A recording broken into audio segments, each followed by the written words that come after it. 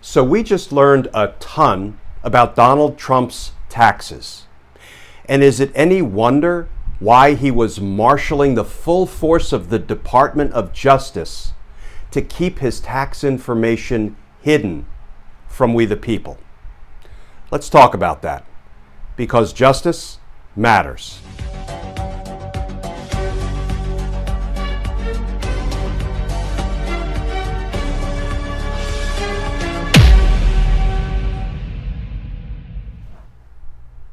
Hey all, Glenn Kirshner here. I think it's fair to say that what we read in the New York Times reporting about Donald Trump's tax returns was some blockbuster information.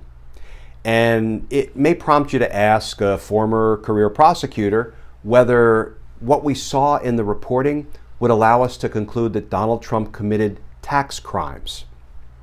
First of all, I think the only fair answer to that question is we don't know.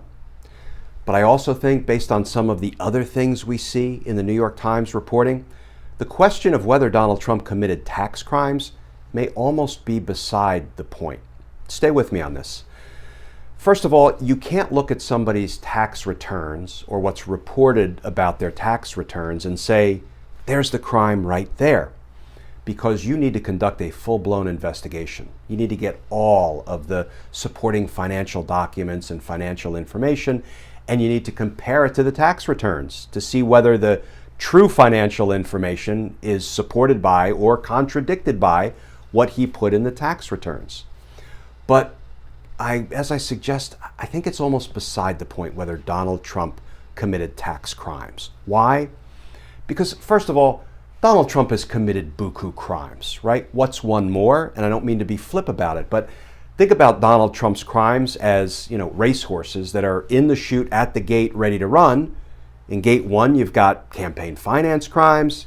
In gate 2, you've got obstructing justice. In gate 3, you've got false statements to Mueller. In gate 4, you've got obstruction of congressional inquiries. In gate 5, you've got witness tampering. In gate 6, you've got bribery. In gate 7, you've got thousands of counts of manslaughter based on the lies he told us about the coronavirus. And sure, in gate 8, we can put yet another crime, yet another horse, right? Possible tax violations. And all of these horses are at the gate, ready to run, waiting for the starter pistol. And in January, those gates will be thrown open and we will be in full investigative gallop. But at this moment in time, I think the question of whether Donald Trump committed a tax crime is less important than what we saw in the New York Times reporting about his conflicts of interest. Because we are entitled to conflict-free government and conflict-free governance. What did we learn in the New York Times reporting? Well, first of all, can I tell you, as a former 30-year federal government employee, every year, every government employee has to go through a conflicts check to make sure that what we're working on behalf of the American people presents no personal or financial conflict to us, because the people are entitled to conflict-free officers and agents and employees. So we learned about at least 2 important conflicts based on the New York Times reporting. The first one is less important than the second, but the first one really irks me. The first one is about a $72.9 million tax refund that Donald Trump got that perhaps he shouldn't have gotten. And now he's locked in a battle with the IRS over whether he's going to have to pay back $72.9 million, and the Times reports that with penalties and interest it could be as much as $100 million, pay $100 million back into the U.S. Treasury. Donald Trump is locked in a battle with the IRS over this, and yet Donald Trump has the authority to fire the commissioner of the IRS. How's that for an imbalance in power? I mean, that would be like if I owed my credit card company $10,000 or $72.9 million, which is probably a little over my credit limit. But if I owed money to my credit card company, but I had the authority to fire the president of the credit card company, You think I'd get favorable treatment? You think they'd be all that interested in going scorched earth after me so I paid them what I owed? No. But here's the second conflict that's far worse. And it involves whether our foreign policy and our national security is being impacted by Donald Trump's overseas financial entanglements. Here is some of what the New York Times reported on that front. Quote, "The Times was also able to take the fullest measure to date of the president's income from overseas, where he holds ultimate sway over American diplomacy. When he took office, Mr. Trump said he would pursue no new foreign deals as president. Even so, in his first 2 years in the White House, his revenue from abroad totaled $73 million.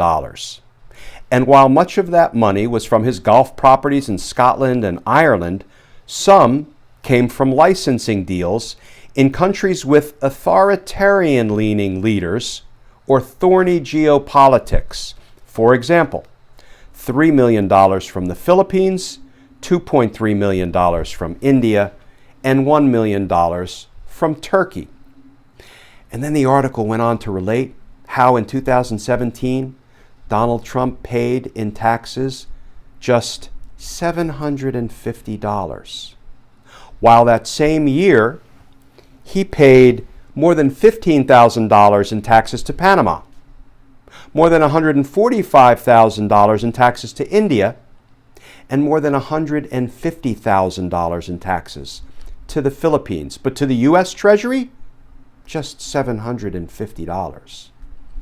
So I guess Donald Trump believes in paying his taxes, just, not to the United States. So this leaves us with one critically important question. What is driving Donald Trump's foreign policy? Is it what's best for America, what's best for we the people? Or is it what's best for Donald Trump's bottom line? We can't answer that question. Why? Because Donald Trump has been deploying the full force of the Department of Justice to fight tooth and nail to hide all this information from we the people. That is a national security risk. And if we can't answer the question whether Donald Trump's foreign policy agenda is designed to promote America's best interest or designed to promote Donald Trump's best financial interests, that's another reason we must get to the polls in numbers too big to rig and too real to steal, because we are entitled to conflict-free governance, and in Donald Trump, we are not getting it.